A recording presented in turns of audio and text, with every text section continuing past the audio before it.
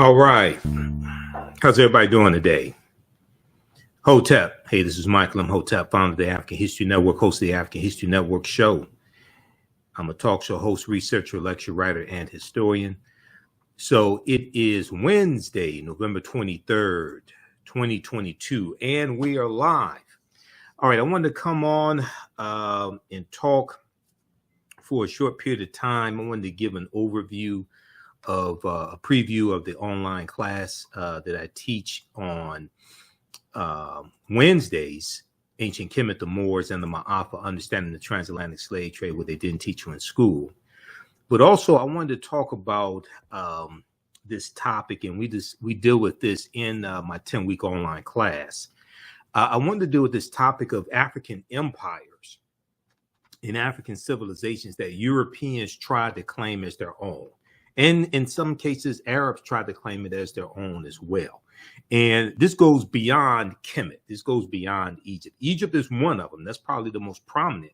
But there are others as well. And I posted a video on our Facebook fan page, the African History Network. Some of you all saw this video. It got about 1,500 likes. And it deals with this white archaeologist who finds out that the ancient Africans, this one here is dealing with Nubia. He finds out that the ancient Egyptian pharaohs and the Nubians were Black Africans, and he's shocked. Okay, I'm gonna show you that here in just a minute. Okay, but we do thousands of years of history and what leads up to the transatlantic slave trade taking place in this 10-week class. So we'll give you some information, how you could register for it, and how you could join us in class today at 7 p.m. Eastern Standard Time. But you're going to learn a lot in this 10-week online course. So if we look at some of these African empires that Europeans tried to claim as their own, the first one that we'll look at would be that of Nubia. Okay, the first one would be Nubia, and or Ta-Hesi or Ta-Seti. Okay, and Nubia exists from about 4,500 BCE, before the Common Era, to 500 AD. Okay, and somebody E. Verdi says South Sudan like the Egyptian. Yeah, so you're looking at the lower portion of Kemet or Egypt and the upper portion of the Sudan. This is the area that was Nubia. Okay, you're going to have a larger region that's going to be Kush. That's basically a region as opposed to a country. Okay, so let's look at this here, and I'll post. We have information here in the thread of the broadcast to register for the class. Also visit our website, theafricanhistorynetwork.com, theafricanhistorynetwork.com. And you can register for the class right now. Okay, and I'll post the information here on the thread of the broadcast as well. The class is on sale $60, regularly $130.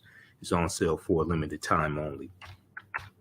Okay, so ancient Nubia or Ta-Seti, also known as Kush, was a region along the Nile River, located in northern Sudan and southern Egypt. Located in northern Sudan and southern Egypt, or Kemet. It was home to some of Africa's earliest kingdoms, known for rich deposits of gold. Nubia was a major trading port for luxury goods that came from sub-Saharan Africa, such as incense, ivory, and ebony. Now, the first monarchy of recorded history was established in Nubia. The Nubians were also known for their exceptional archery skills. Okay, their exceptional archery skills that provided the military strength for their rulers. Okay, so one of the names of Nubia is also land of the bow. Okay, land of the bow. This is what Ta-Seti means, land of the bow. You'll also hear referred to as Ta-Nehisi as well. The southern portion is Ta-Nehisi, if I remember correctly, Ta-Nehisi. Now, kings of Nubia ultimately conquered and ruled Egypt for about 100 years, for about 1 century. Monuments still stand in modern Kemet, or modern Egypt and Sudan, at the sites where Nubian rulers built cities, temples, and royal pyramids. Now, in the 1800s, the Western world's interest in Nubia was awakened by the discovery of the ancient empire's monuments, which were reported almost simultaneously by individual British, French, and American explorers.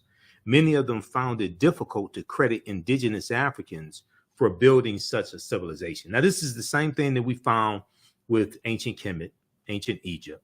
Europeans found it hard to ascribe the pyramids and the temples to indigenous Black African people. All right. And one of the theories, and if you read Nile Valley Contributions to Civilization by Tony Browder, one of the we use in the 10-week online class. I'm around, we're going to do like 11 to 12 weeks because some sessions I had to cut short because of my work schedule. One of the theories was from these European archaeologists and scientists, things like this. One of the theories was that the ancient Egyptians were brown-skinned Caucasians. This is one of the theories that they had, over the years. They said that they were brown-skinned Caucasians. They tried to classify them as anything but being Black African, but being Negro. Okay, they said no. They maybe they're Semites, maybe they're descended from these people, maybe they're brown-skinned Caucasians, anything but Black Africans. Okay, now, so many of these scientists and archaeologists found it difficult to credit indigenous Africans for building such a civilization. Then you had some idiots who said, "Oh, well, maybe aliens built the pyramids because we they can't figure this out. So maybe aliens built the pyramids." Now, there are twice as many pyramids in the Sudan as there are in Egypt. There are twice as many pyramids in the Sudan as there are in Egypt. Okay. The Only Child said there is a study guide to Nile Valley Contributions to Civilization. That is true. I have the study guide also. Okay. Browder's a friend of mine. I've interviewed him a number of times on the African History Network show. And this would be the study guide for Nile Valley Contributions to Civilization. I have that as well. Okay. All right. You skip on class also. I talked to Browder about he went to he was speaking at an educational summit in South Africa because I want to do another interview with him. Okay, now let's continue here. Okay, so I showed this video. I shared this video on our Facebook fan page, the African History Network, a couple of days ago, and people have been watching it. They've been going crazy over it. It's gotten over 1,500 likes, and I see other people have been sharing our video, and other Facebook platforms have been sharing the video as well. Okay, so remember, we were one of the first ones to share it. But in this video here, you have this European scientist, all right, and he's disappointed when he finds out that ancient Egyptian pharaohs were Black Africans. He's disappointed. And when I posted this on our Facebook page, I said, who the hell did he expect the ancient Egyptians to be? Brown-skinned Caucasians?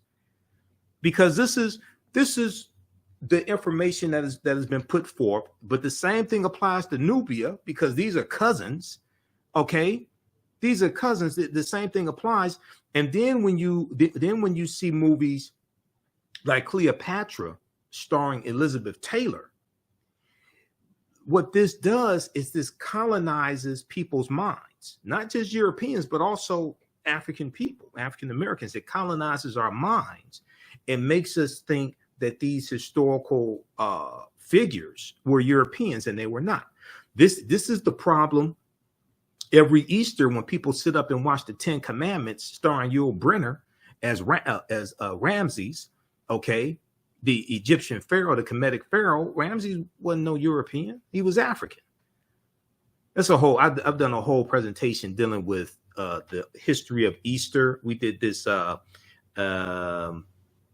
we did it earlier this year. We did it April, around Easter time, 2022, to get deep into it and deal with the Exodus story as well.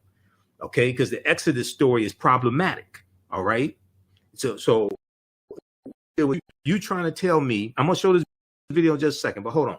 You trying to tell me that 2 million people, it was supposed to be 2 million people that exited out of Kemet, out of Egypt. Okay. You trying to tell me that 2 million Hebrews or Jews, or however you want to describe them, 2 million of them wandered in the desert for 40 years. You trying to tell me 2 million of them wandered in the desert for 40 years? Where did they get water from for 2 million people for 40 years in the desert? What did they eat in the desert? 2 million people for 40 years. Now, I can hear some people right now complaining and things like this. So let me show you. I want to show you this source for you to go research this yourself. Proper documentation ends all conversation. You don't have to worry I say. Go research this yourself. Okay.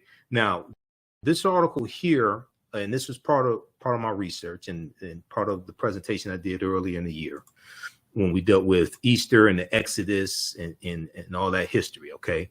This is from history.com, which is the official website of the History Channel. This is an article called Passover. Okay. So article called Passover. Go read this entire article. All right. And it goes through and deals with the biblical story of Easter and the Israelites' departure from ancient Egypt and all this that's in the Bible, that's in the Helios Biblos, the Sun book. Helios is in reference to sun, S-U-N, the Helios Biblos. So it goes through and talks about the Passover story, which is really a story about killing African male children. Okay. It was supposed to be all the African male children under 2 years old. These weren't Europeans they were killing. These weren't European children they were killing. Who were they killing? African children. Okay.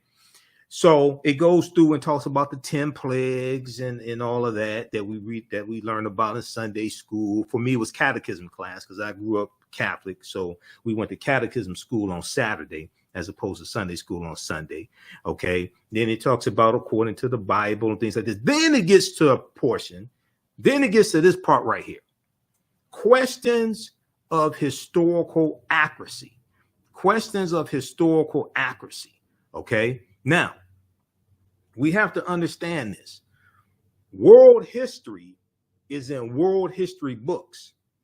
Religious literature is in religious literature books. Okay. World history and religious literature are not the same thing. And this is where a lot of our people get confused. Now, I may say some things that are outside of the circumference of your own awareness.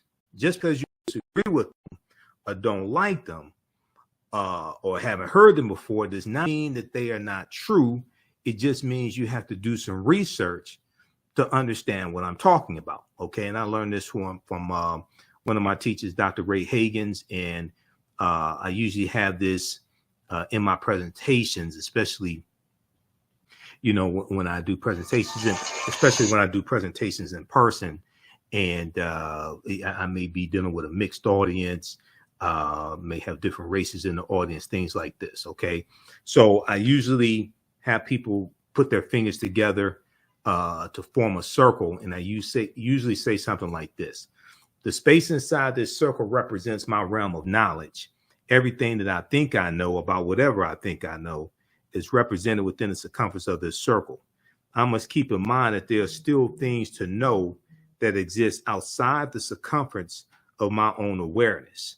So the reason why I say this is because oftentimes when people hear something that contradicts what they believe or what they think they know, they automatically reject it without doing any research to determine the validity of the new information that they're learning. And they usually don't use that same level of scrutiny to analyze, critique, or evaluate what it is they believe or what they think they know. So just because you know everything that what you know does not mean you know everything there is to know about what you know. There's still things that exist outside the circumference of your own awareness. Okay, so I say that to say this here. So this section here of this article from history.com, history.com is the official website of the History Channel. In the article called Passover, it says questions of historical accuracy. Questions of historical accuracy. And it says for centuries, scholars have been debating the details and historical merit of the events commemorated during the Passover holiday. Okay, for centuries, scholars have been debating the details and historical merit of the events commemorated during the Passover holiday. Despite numerous attempts, historians and archaeologists have failed to corroborate the tale of the Jews' enslavement in and mass exodus from Egypt. Okay, they have failed to corroborate the tale of the Jews' enslavement in Egypt and their mass exodus from Egypt. Okay, now this is not anti-Semitic. This is not being against anybody. This is understanding history.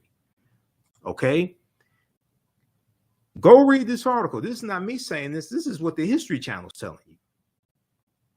Now, they go on to say, although the ancient Egyptians kept thorough records, no mention is made of an Israelite community within their midst or any calamities resembling the 10 biblical plagues.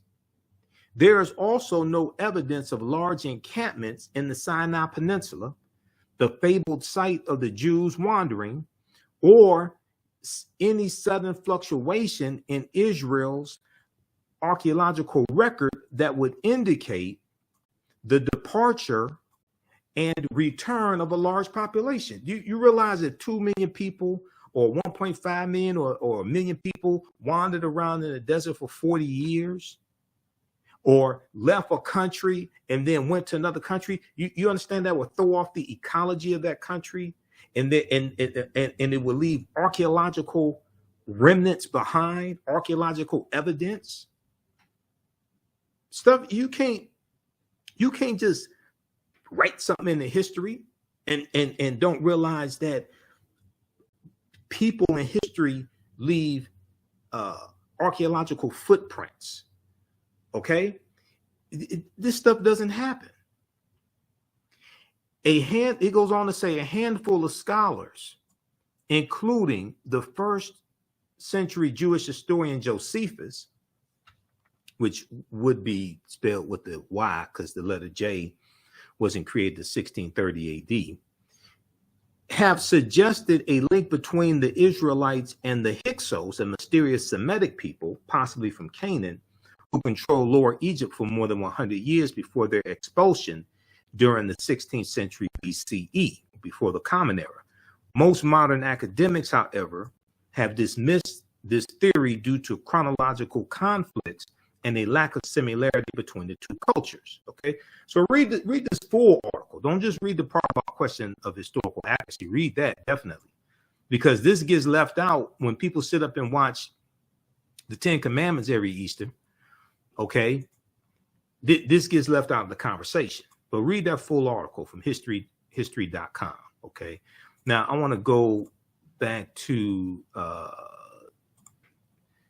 PowerPoint presentation, and these are some slides from the class that I teach also. Okay, the 10-week online class teaching Kemet, the Moors, and the Ma'afa, understanding the transatlantic slave trade. And we do the sessions live. All the sessions are archived and recorded, so you can go back and watch the classes anytime. A year from now, 2 years from now, you can watch the entire class. Okay, so here's what happened with this scientist who didn't know that ancient Egyptian pharaohs were Africans. Challenges the prevailing image of the Egyptian ruling class.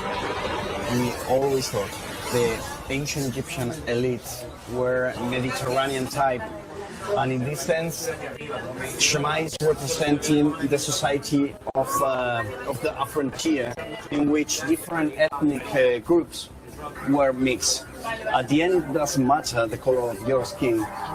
Shema was Egyptian. All right. Yeah. So he says he has to admit Shema was Egyptian. He said it doesn't matter the color of your skin, blah blah blah. Okay. He said they thought the Egyptian elite were Mediterranean type. Just more nonsense. Okay, so he got a real wake up call with that scientific discovery. Now, during the 1840s, German Egyptologist Carl Richard Lepsius, who lived from 1810 to 1884, asserted confidently that the Greek term Ethiopian, when referring to the ancient civilized people of Kush, did not apply to Negroes. He said it did not apply to Negroes, but was used to describe reddish-skinned people closely related to the Egyptians who, quote, belong to the Caucasian race, end quote. Okay, so they're trying to ascribe the Egyptians and Nubians, things like this. They're trying to ascribe them to the Caucasian race and describe them as reddish-skinned people. Okay, they also said that the Egyptians were brown-skinned Caucasians. Now, we historically, like in ancient Kemet, but also we see this in Ethiopia, Somalia. A lot of them didn't have broad noses and thick lips. Some of them had more aquiline features, narrow noses, thinner lips, some of them. Okay, these were still Black Africans. So we see all these mental gymnastics that take place with people who don't want to admit that one of the greatest civilizations in history was created by Black African people. They don't want to deal with that. All right. And we see the same thing with Nubia. Okay. We see the same thing with Carthage, where you have Hannibal Barca and the Carthaginians. Okay, how's everybody doing? Give us a thumbs up, give us a heart, give us a like on this broadcast. Share this broadcast on your social media platforms also. Be sure to register for the 10-week online class that I teach on Wednesday, Ancient Alpha, Understanding the Slave Trade, what they didn't teach you in school. So we teach this on Wednesday, 7 p.m. to 9 p.m., about 9 p.m. or so, Eastern Standard Time. On Wednesdays, okay? So we deal with thousands of years of history and what leads up to the transatlantic slave trade taking place. Just click right here and register here to register. Classes on sale $60, regularly $130. So and this is one of the topics that we deal with in the class, African empires that Europeans try to claim as their own.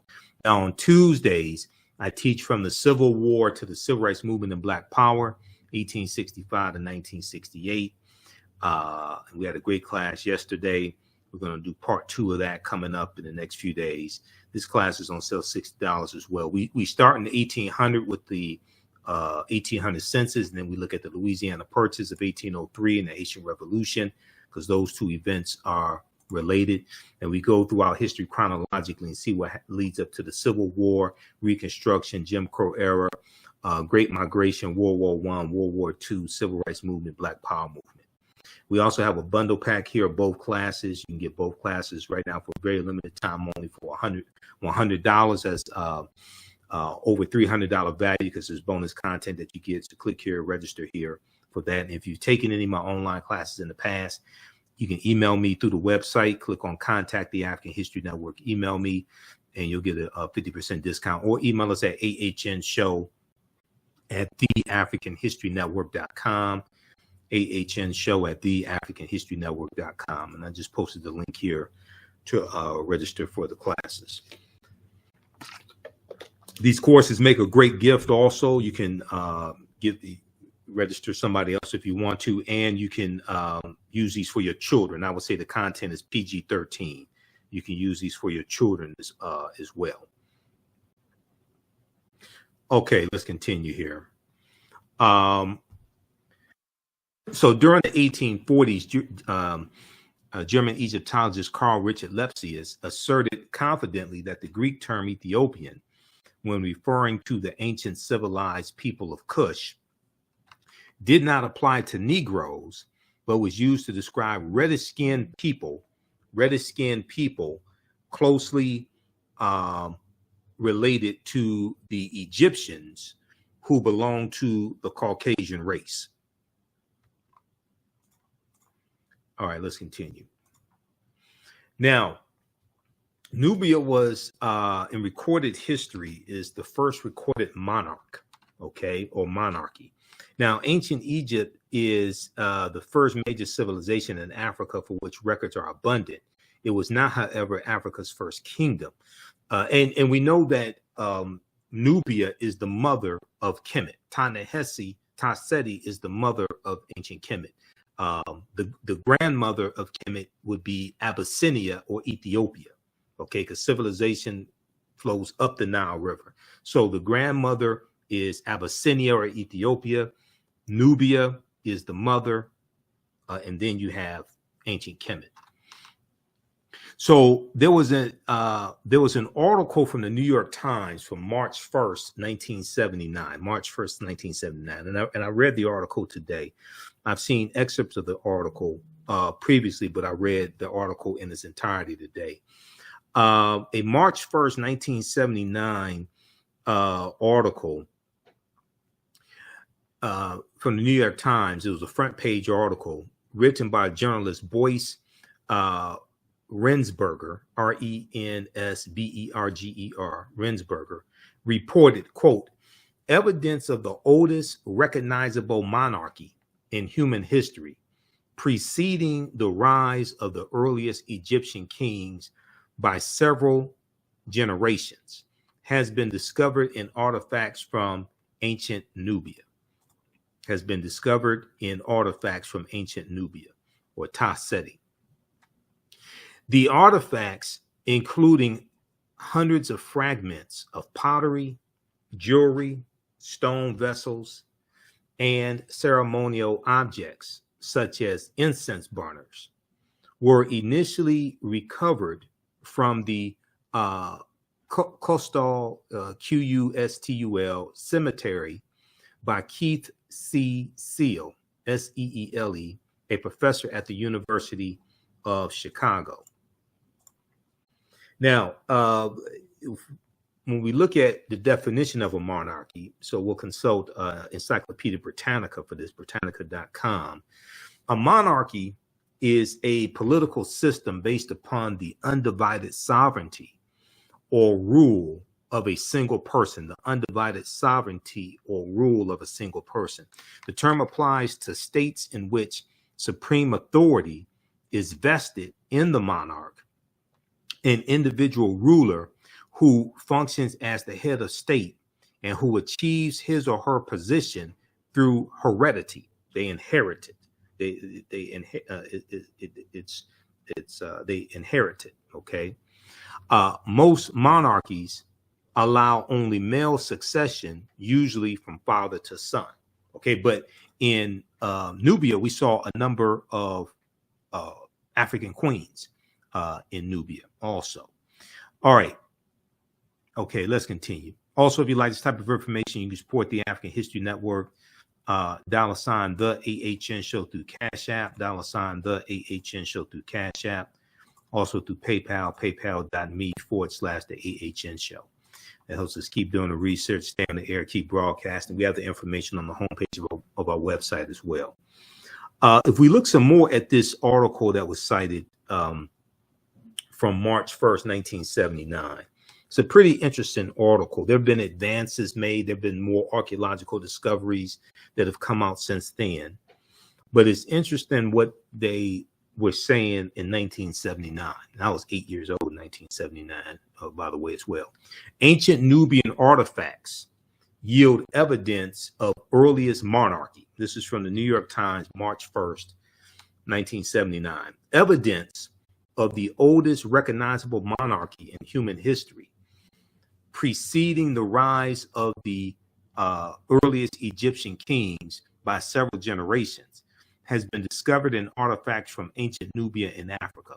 Until now, it had been assumed that at that time, the ancient Nubian culture, which existed in what is now southern Sudan and southern Egypt, had not advanced beyond a collection of scattered tribal clans and chiefdoms. The existence of rule by kings indicates a more advanced form of political organization in which many chiefdoms are united under a more powerful and wealthier ruler. The discovery is expected to stimulate a new appraisal of the origins of civilization in Africa, raising the question of to what extent later Egyptian culture may have derived its advanced political structure from the Nubians. The various symbols of Nubian royalty that have been found are the same as those associated in later times with Egyptian kings or Egyptian pharaohs or the Nasubitis. The discovery is expected to stimulate a new appraisal of the origins of African civilization and raising questions of two. Okay, that's a duplicative. The new findings suggest that ancient Nubians may have reached this stage of political development as long ago as 3300 BCE, before the Common Era, or BC. Several generations before the earliest documented Egyptian king or pharaoh or Nasubiti. Now, the discovery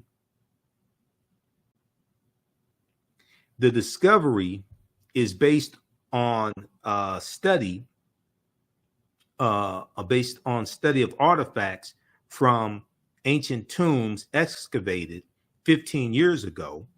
Okay, so that'll go back to like 1964 or so, because this article's from 1979, 15 years ago, and 64, 65, in an international effort to rescue archaeological deposits before the rising waters of the Aswan Dam covered them.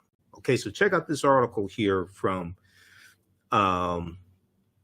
the New York Times, March 1st, 1979. Ancient Nubian artifacts yield evidence of earliest monarchy. Okay, now another African empire that Europeans try to claim as their own, all right, is that of Carthage. And we'll talk about Carthage in today's class. And when you register for the class, Ancient Kemet, the Moors, and the Ma'afa, Understanding the Transatlantic Slave Trade, at our website, theafricanhistorynetwork.com. And we'll post a link here again so you can register for the course. And we also have the bundle pack as well. We get both classes for $100. That's over $300 value. because today we'll talk about the Punic Wars and Hannibal Barca and the Battle of Cannae. Okay, so there was a on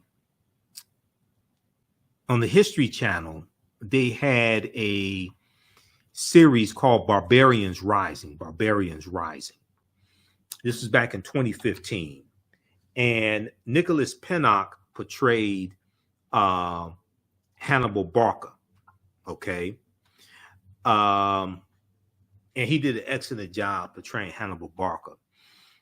History Channel's newest documentary series, Barbarians Rising, tackles the fall of Rome over the course of 700 years of invasions. However, the most recent episode that aired Monday depicts Hannibal of Carthage as a black man, which he was, and many white history buffs are crying foul over what they say is historical inaccuracy. In the series, Hannibal is portrayed by Black British actor Nicholas Pinnock. He did a fantastic job of it. I've posted his picture on our fan page, the African History Network, before also. Okay, so the famous Carthaginian Hannibal Barca was a thorn in the Roman Empire side. He became a general at the age of 26 and managed to unite barbarian tribes to stop Rome's imperial rise. The military genius was famous for climbing the Alps with war elephants whose sole purpose was to stomp the Roman Empire. Hannibal Barca ultimately wanted to invade Rome, but he failed to do so. Now, there have been debates over the race of Hannibal.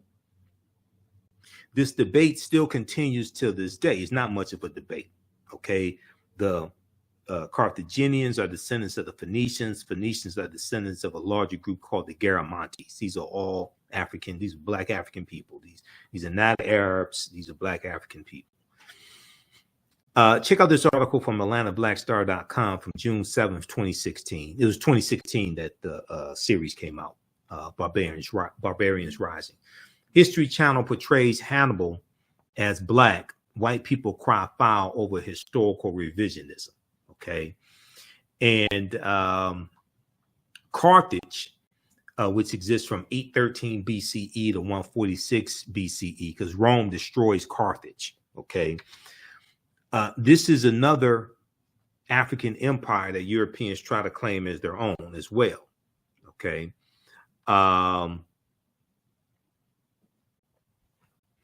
So Carthage was founded in the 9th century BCE on the Gulf of Tunis. From the 6th century BCE, before the Common Era, or BC, from the 6th century BCE onwards, it developed into a great trading empire.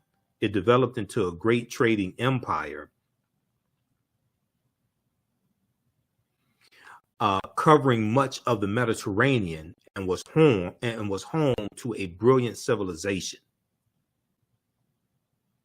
In the course of the long Punic Wars, which exists from 264 BCE to 146 BCE, and we'll talk about the Punic Wars in class today.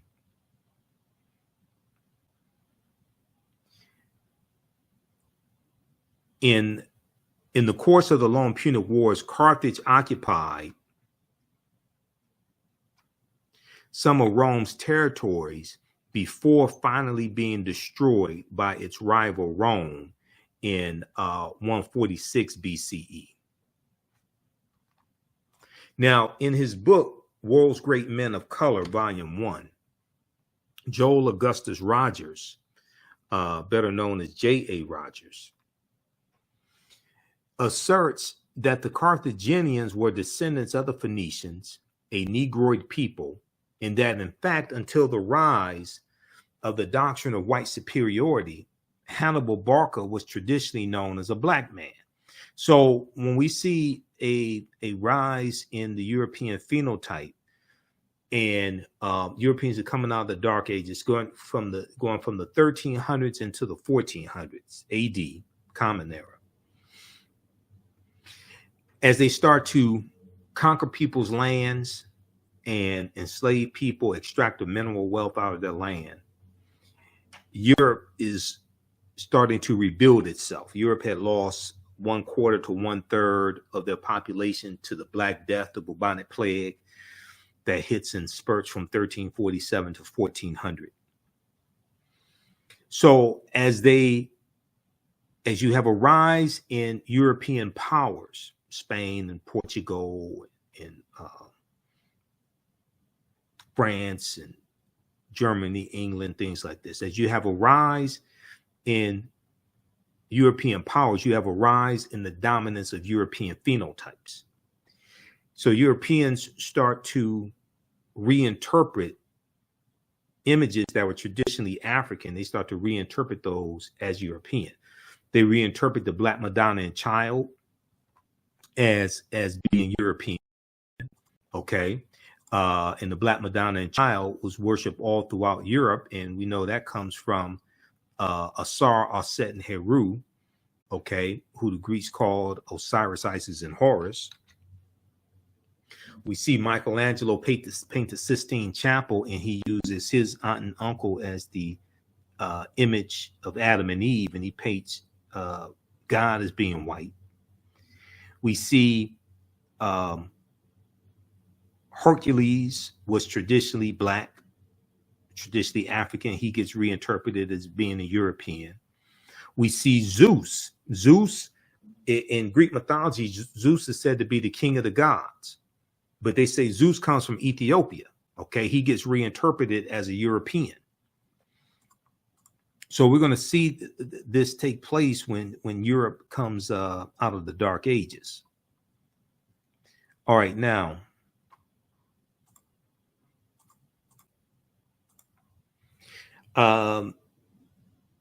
today, many encyclopedias classify the Carthaginians as whites or Semites, but ancient Greek and Roman eyewitness accounts paint a different picture.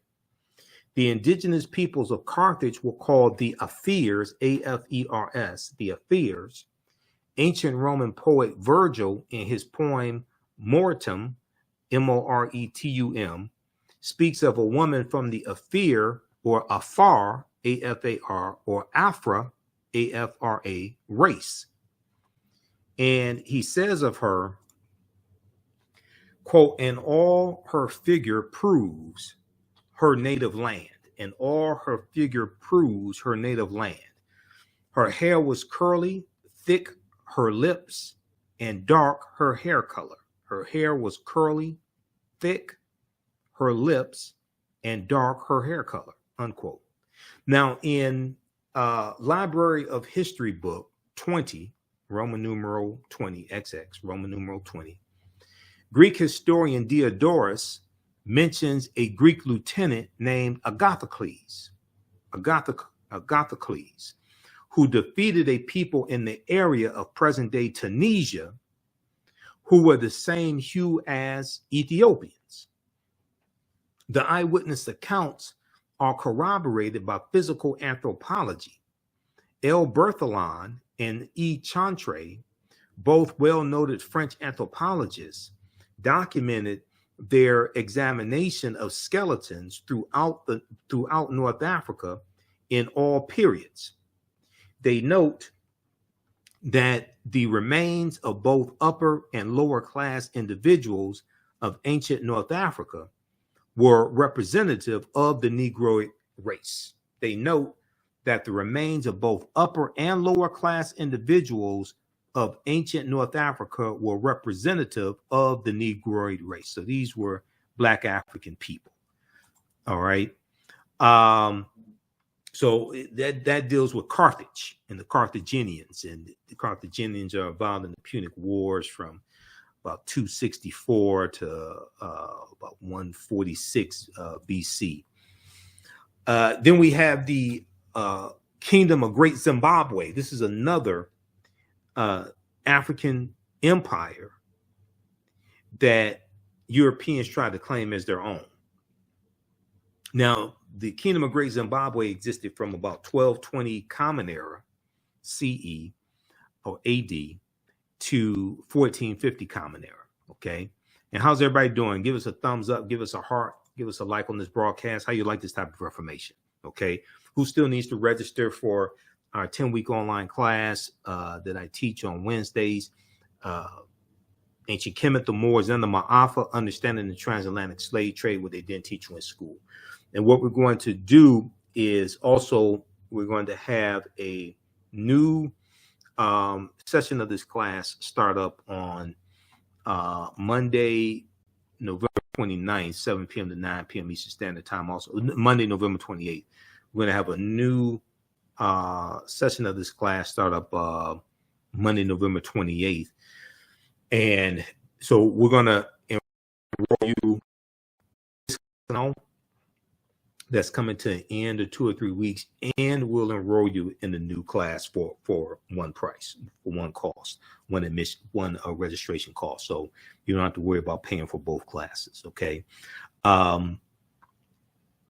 We'll post a link again here. You can register for the classes right now, and you can join us in class today, because we normally teach these 7 p.m. to 9 p.m. Eastern Standard Time on Wednesday. So we'll post a link here, and it's in the thread of the broadcast as well, in the description here of the broadcast. Okay, let's continue. We'll be here for a few more minutes. The civilization of Great Zimbabwe was one of the most significant civilizations during the medieval period. Great Zimbabwe is extraordinary because of the magnificent scale of its structures.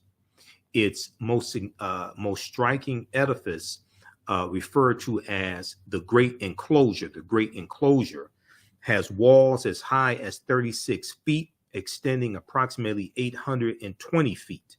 Walls as high as 36 feet, walls as high as 36 feet, extending approximately 820 feet. Okay.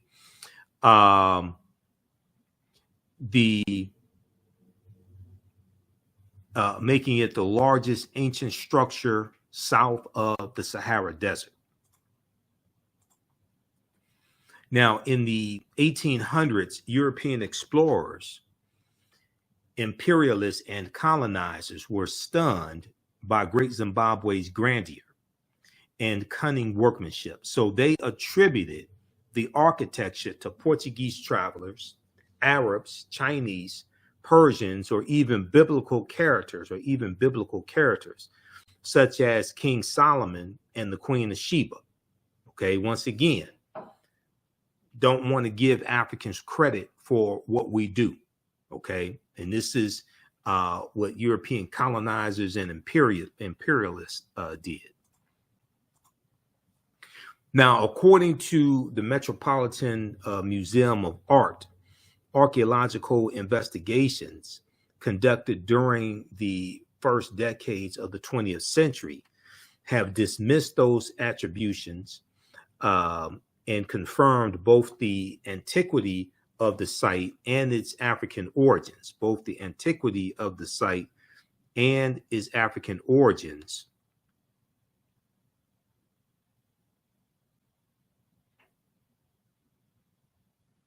The antiquity of the site and its African origins. It was built by the ancestors of the indigenous Shona people, okay, who are in Zimbabwe today, the Shona, okay. It was built by the ancestors of the indigenous Shona people in the 11th century, long before the first Europeans ever set foot in Zimbabwe. Okay, now, the last African empire that we'll look at is Namibia.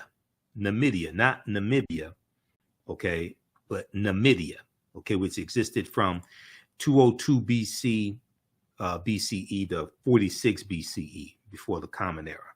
Now, Namibia was another great Black Berber Libyan nation in northern Algeria, Namibia. during the time of the Romans and the Carthaginians. Now, this is during the time of the Punic Wars. And we're going to see Numidia side with the Romans against the Carthaginians. Now, it began as a sovereign state and later alternated status between Roman province and Roman client state. It is considered to be the first major state in the history of Algeria and the Berber world. Now, Numidia has also been classified by European and Arab historians as a Caucasian or Semitic built civilization. European and Arab historians tried to claim Numidia as their own, saying it was a Caucasian or Semitic built civilization. However, in his book, The Destruction of Black Civilization, by Dr. Chancellor Williams declared that Libya was once so nearly all black that to be called a Libyan meant that one was black. Okay? At one point, Libya was so black that to be called a Libyan meant that one was black. The Greek historian Herodotus, writing about Libya in his book Histories, book 4, stated, quote, "One thing I can add about this country, so far as one knows, it is inhabited by 4 races and 4 only, of which 2 of these races are indigenous. 2 are indigenous and 2 are not indigenous. The indigenous peoples are the Libyans and Ethiopians. The former referring to the Libyans, occupying the northerly and the latter the more southerly parts. The immigrants are the Phoenicians and the Greeks. The immigrants are the Phoenicians and the Greeks. Now, one of the most famous, end quote. Now, one of the most famous Berber Moors of the Roman times was Massinissa, Massinissa, Massinissa, who was the king of Numidia. He lives from 238 BCE to 148 BCE. Now, Massinissa assisted the Romans against the Carthaginians during the Punic Wars. Okay, and when you study the Punic Wars, you read about this. We deal with this in the class. Now, this coin here depicts the coin depictions and statues of King Massinissa confirm without doubt that this great Berber leader and king of the Moors was phenotypically a black African man with woolly hair, similar to the West African type. Now, Syphax, Syphax, king of the Massalinians, the Massalinians, Masaesylians,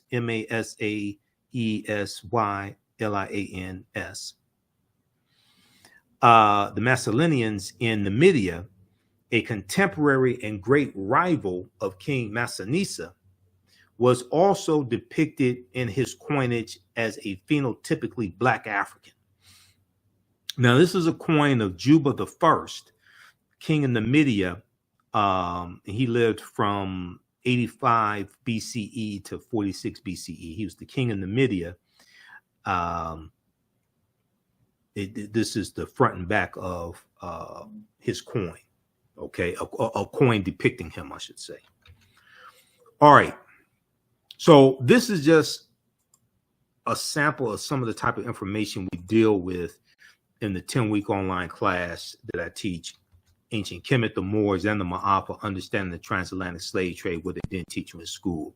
We go through and look at thousands of years of history and what leads up to the transatlantic slave trade taking place.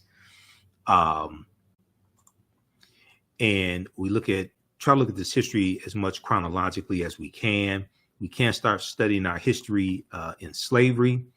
There's some books that we reference also. You don't have to buy any of these books to follow along in class.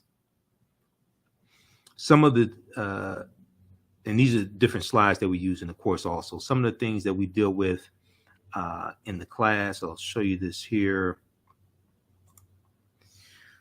So we can't start studying our history and slavery, even when we study the transatlantic slave trade, which is important to study. We can't start in 1619 or in the 1440s when the Portuguese get involved.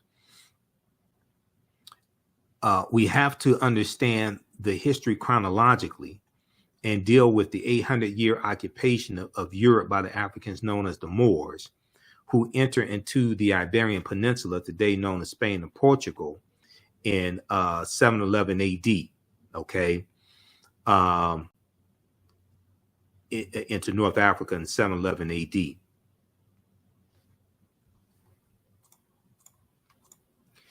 This course not only deals with the transatlantic slave trade, but we deal with thousands of years of history that leads up to the transatlantic slave trade of African people taking place. Now, August 20th, 2019 marked the 400th year anniversary of those 20 and odd Africans on the White Lion pirate ship coming into Virginia, okay? And in Point Comfort, coming into Point Comfort on August 20th, 1619 in Virginia. Now, that year, 2019, was known as the year of return, as many African Americans were reconnecting and still are reconnecting to Africa and traveling to Ghana and other West African countries. When we discuss the transatlantic slave trade, we have to first understand that African people are the original people of North, Central, and South America and have been in the land we call the United States of America, or what Native Americans call Turtle Island. We've been here in this land at least 51,700 years. Now, this does not mean that the transatlantic slave trade did not happen. It means that we were here for tens of thousands of years before the transatlantic slave trade happened. It did happen, but you have to understand the history before that. So some of the things we deal with in class, what was the transatlantic slave trade? What were some of the events that led up to the transatlantic slave trade taking place? What role did Christopher Columbus play? Because Columbus is crucial to understanding the transatlantic slave trade and the spread of it. When did Africans first come to the U.S. as slaves? Did Africans sell themselves into slavery? We deal with that complicated history. We deal with Asar, Aset, and Heru, who the Greeks called Osiris, Isis, and Horus, links to ancient Kemet, Egypt, and early Christianity, Freemasonry, and the making of America. We look at work from Dr. David Imhotep, who's a friend of mine, who wrote the book, The First Americans, where Africans documented evidence. And on page 14 of his book, he deals with a discovery in Allendale County, South Carolina in 2004, where Dr. Albert Goodyear and his team discovered 13 different types of evidence that thoroughly document an African presence in this country going back at least 51,700 years ago, at least 51,700 years ago. They found artifacts, architecture, campsites, carvings, Egyptian writings, footprints in lava, genetic M174D haploid groups dealing with DNA and genetics, skull, skeleton structures, and tools. They found 13 different types of evidence thoroughly documenting an African presence in this country going back at least 51,700 years ago. And these were the Khoisan, the short-statured Africans coming from Southern Africa that they were talking about. Now, this is an article from ScienceDaily.com, which is a scientific website. They have scientific discoveries there, archaeological discoveries.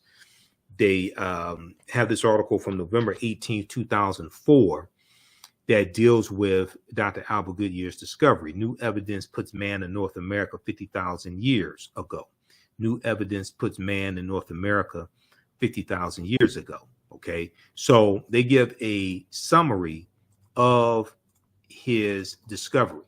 All right, and what they say is radiocarbon tests of carbonized plant remains, where artifacts were unearthed last May along the Savannah River in Allendale County by University of South Carolina archaeologist Dr. Albert Goodyear, indicate that the sediments containing these artifacts are at least 50,000 years old, meaning that humans inhabited North America long before the last ice age. So you can go read that entire article that came out November 18th, 2004. And these different archaeological discoveries are coming out every other week. They're causing the scientists and archaeologists and paleontologists to push the timelines back.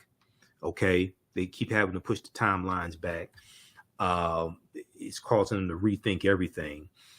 Now, in October 2012, genetic study published in Science magazine found that the Khoisan in southern Africa are the oldest ethnic group of modern humans, with their ancestral line originating about 100,000 years ago. The Khoisan, formerly called by the derogatory term Bushmen, okay, the Khoisan are genetically unique, and no other currently known population had separated so early from our common modern human ancestor, according to the report. Now, here's a picture of two Khoisan women as well. Okay.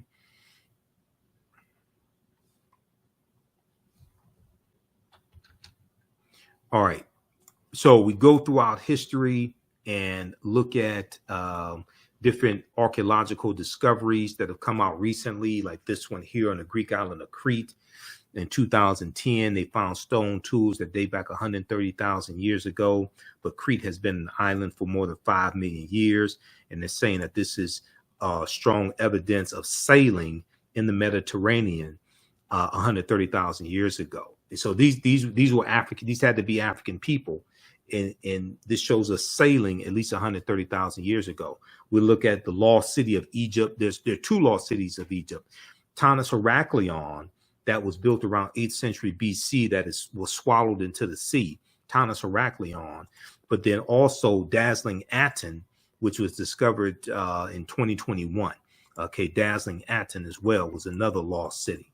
Okay, we'll look at this one. This was a good discovery here out of Morocco, where they found remains of Homo sapiens that date back 300,000 to 350,000 years ago, and this is over 100,000 years earlier than the remains that they had that came out of Ethiopia, that they said were the oldest remains of modern man, that they dated back 195,000 years ago.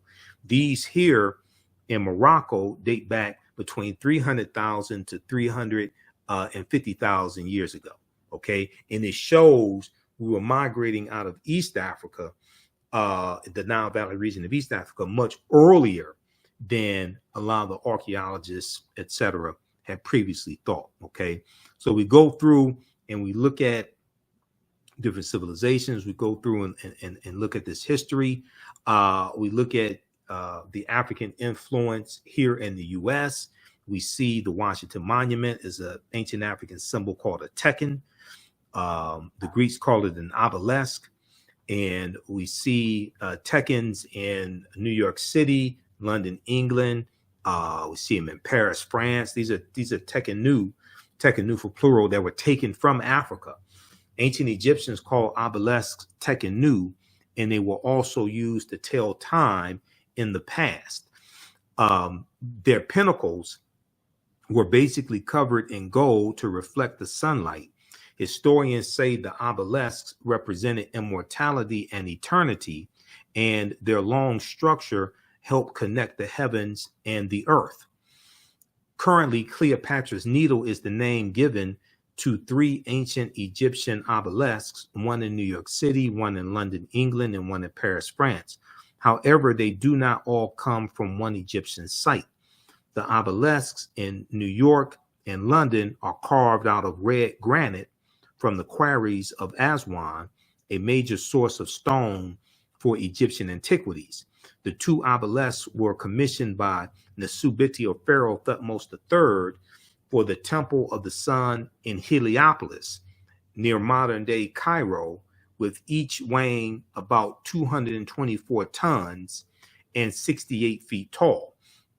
Check out this article from face-to-faceafrica.com called Cleopatra's Needle, how 3 ancient Egyptian obelisks ended up in New York City, London, England, and Paris, France. Okay.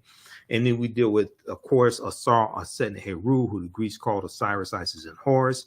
We know there were at least 1,200 Tekenu built in ancient times in ancient Kemet, but there are only about a dozen or less than a dozen are found in Egypt today.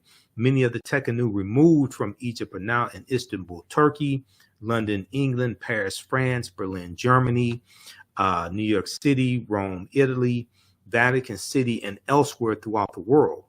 The Tekenu are now called obelisks by their new owners, and few know their origin or that they symbolize the resurrection of the African king Asar. This is from page 17 of Egypt on the Potomac by Tony Browder. So we also deal with Freemasonry and the African influence on Freemasonry as well, and where those teachings come from.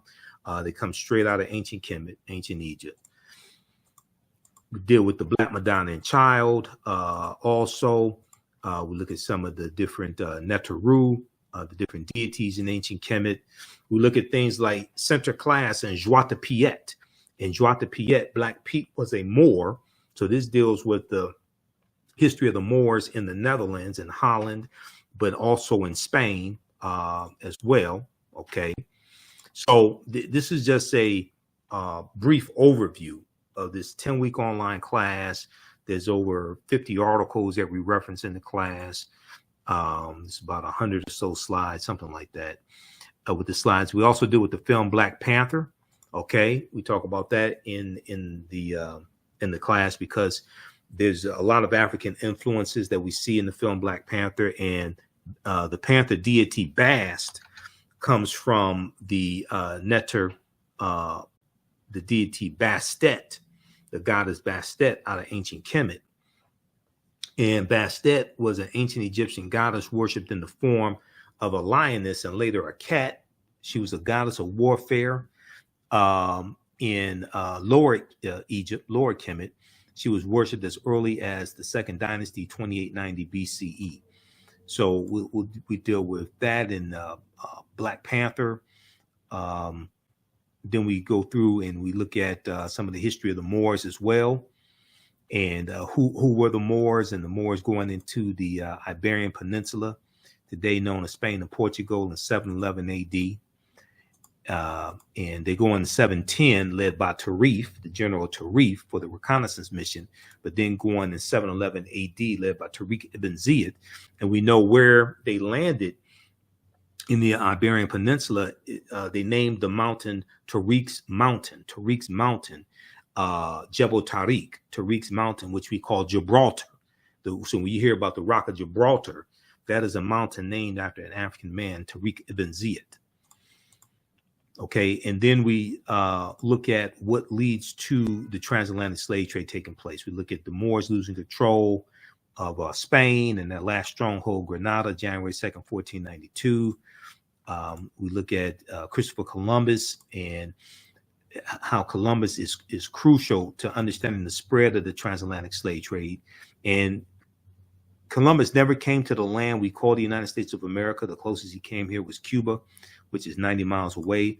But we're going to see Columbus is responsible for the decimation of 12 million to 25 million people.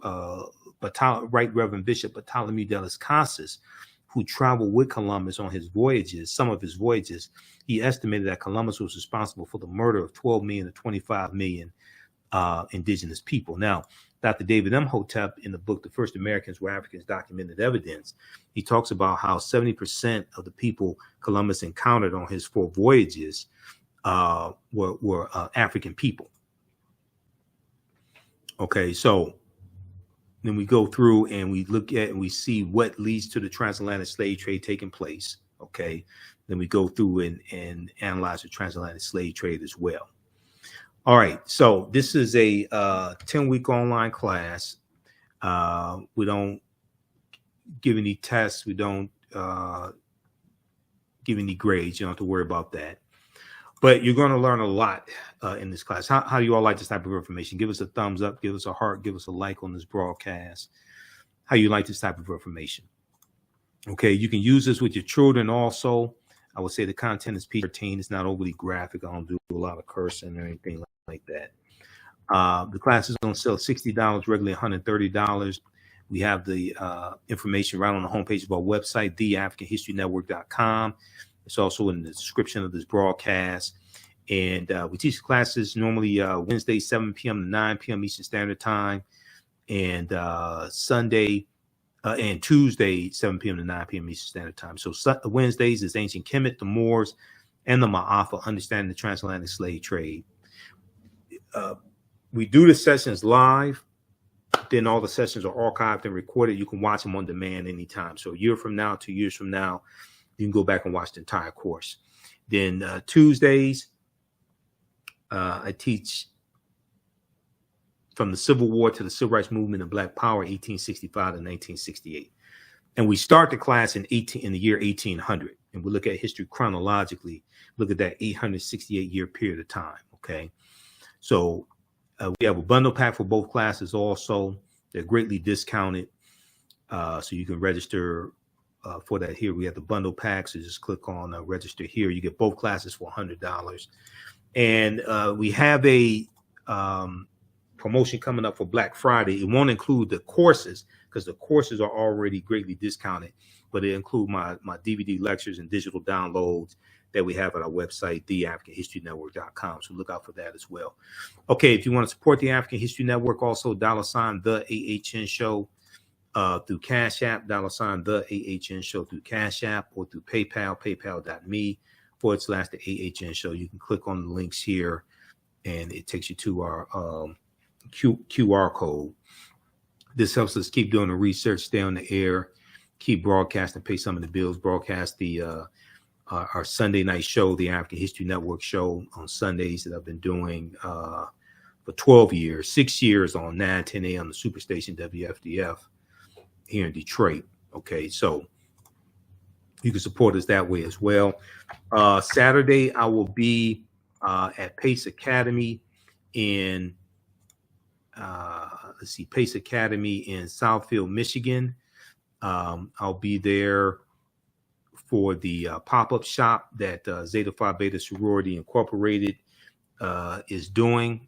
My sisters at Zeta Phi Beta Sorority Incorporated. I'll be a vendor there. So it's taking place 12 noon to 6 p.m. We're going to put that on our homepage of our website, The African History Network. It's taking place 12 noon to 6 p.m. And I also posted it on my personal page. I need to post it on the African History Network fan page. Let me pull this up here. Where is this? Just a second. Let me pull this up here. Okay, this is taking place. This is for Small Business Saturday, Black Friday, and Small Business Saturday. It is taking place Saturday, November 26th.